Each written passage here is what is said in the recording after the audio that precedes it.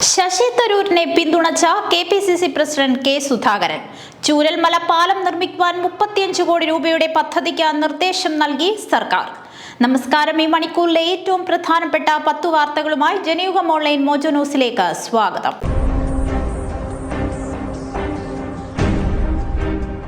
ശശി തരൂരിനെ പിന്തുണച്ച KPCC president K Sudhakaran. തരൂരിന്റെ പ്രസ്താവന ചിലർ വ്യാഖ്യാനിച്ച് വലുതാക്കുകയായിരുന്നുവെന്ന് കെ സുധാകരൻ പറഞ്ഞു. വലിയ ദ്രോഹമൊന്നും തരൂർ പറഞ്ഞിട്ടില്ല. ആ പ്രസ്താവന പാർട്ടിക്ക് വലിയ ക്ഷീണമുണ്ടാക്കിയിട്ടില്ലെന്നും കെ സുധാകരൻ പറഞ്ഞു. അത്ര വലിയ കഷ്ടമൊന്നും പറഞ്ഞിട്ടില്ല. അതിനു മാത്രമുള്ള വലിയ ദ്രോഹമൊന്നും അയാൾ ചെയ്തിട്ടില്ലെന്നും കെ സുധാകരൻ പറഞ്ഞു.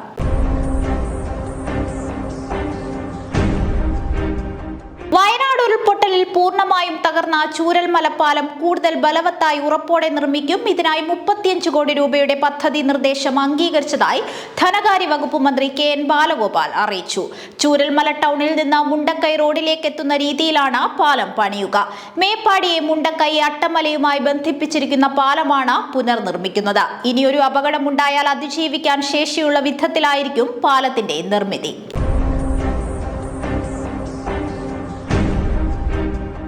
നെന്മാറ ഇരട്ട കൊലപാതക കേസിൽ മജിസ്ട്രേറ്റ് കോടതിയിൽ ഹാജരാക്കിയെങ്കിലും കുറ്റസമ്മതം നടത്താൻ വിസമ്മതിച്ച് ചെന്താമര. ചിറ്റൂർ മജിസ്ട്രേറ്റ് കോടതി മുമ്പാകെയാണ് ചെന്താമരയെ ഹാജരാക്കിയത്. മുൻപ് ആലത്തൂർ മജിസ്ട്രേറ്റിനും അന്വേഷണ സംഘത്തിനും ചെന്താമര വ്യത്യസ്ത മൊഴികളായിരുന്നു നൽകിയിരുന്നത്. ഇതിന്റെ പശ്ചാത്തലത്തിലാണ് അന്വേഷണ സംഘം പാലക്കാട് CJMന് അപേക്ഷ നൽകിയത്.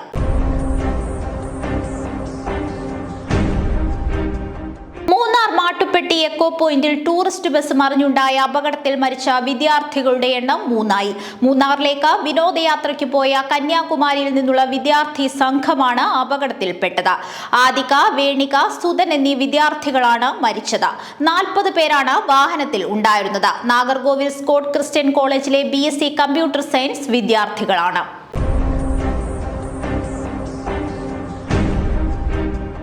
അമേരിക്കയിൽ നിന്നും തിരിച്ചയക്കുന്ന അനധികൃത കുടിയേറ്റക്കാരെ ചങ്ങലയിൽ ബന്ധിച്ച് വിമാനത്തിൽ കയറ്റുന്ന ദൃശ്യങ്ങൾ സമൂഹ മാധ്യമങ്ങളിൽ പങ്കുവച്ച വൈറ്റ് ഹൌസിന്റെ ഔദ്യോഗിക എക്സ് അക്കൗണ്ടിലൂടെയാണ് ദൃശ്യങ്ങൾ പുറത്തു വന്നത്. ഡോജ് സംഘത്തലവൻ എലോൺ മസ്ക് ആണ് ദൃശ്യങ്ങൾ ഷെയർ ചെയ്തത്. 41 സെക്കൻഡുള്ള വീഡിയോയാണ് വൈറ്റ് ഹൌസ് പുറത്തുവിട്ടത്. ഒരു പെട്ടിയിൽ നിന്ന് നിരവധി ചങ്ങലകൾ ഉദ്യോഗസ്ഥർ പുറത്തെടുക്കുന്നതും കാണാം.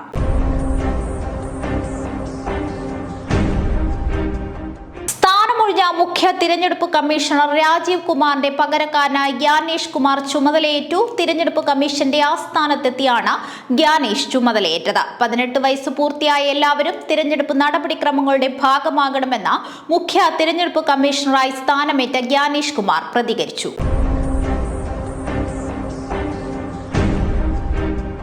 അമരവിള എക്സൈസ് ചെക്ക് പോസ്റ്റിൽ നടന്ന വാഹന പരിശോധനയിൽ വിപണിയിൽ ലക്ഷങ്ങൾ വില വരുന്ന 118 ഗ്രാം MDMA-യുമായി 3 പേർ എക്സൈസ് സംഘത്തിന്റെ പിടിയിലായി. വാഹന പരിശോധനയിലായിരുന്നു പ്രതികൾ കുടുങ്ങിയത്. നെടുമങ്ങാട് ആര്യനാട് സ്വദേശി ആദിത്യൻ, കാട്ടാക്കട പൂവച്ചൽ സ്വദേശി ദേവൻ രാജ്, നെടുമങ്ങാട് കരിപ്പൂർ സ്വദേശി സൈജു എന്നിവരാണ് പിടിയിലായത്.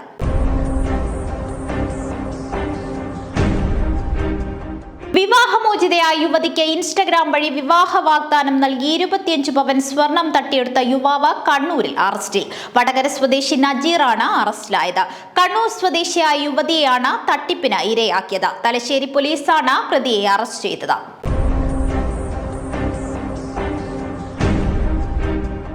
2026-27 അധ്യയന വർഷത്തിൽ CBSE വിദേശ സ്കൂളുകൾക്കായുള്ള ആഗോള പാഠ്യപദ്ധതി ആരംഭിക്കും.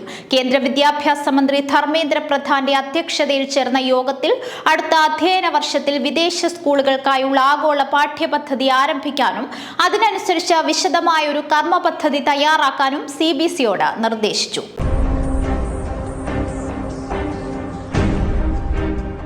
ഫ്രാൻസിസ് മാർപ്പാപ്പയുടെ ആരോഗ്യനില സങ്കീർണമായി തുടർന്നു. 2 ശ്വാസകോശങ്ങളിലും കടുത്ത ന്യൂമോണിയ ബാധിച്ചിട്ടുണ്ട്. ആന്റിബയോട്ടിക് ചികിത്സ തുടരുകയാണ്. ശ്വാസകോശ അണുബാധയുണ്ടായതിനെ തുടർന്ന് കഴിഞ്ഞ 14-നാണ് മാർപ്പാപ്പയെ റോമിലെ ആശുപത്രിയിൽ പ്രവേശിപ്പിച്ചത്.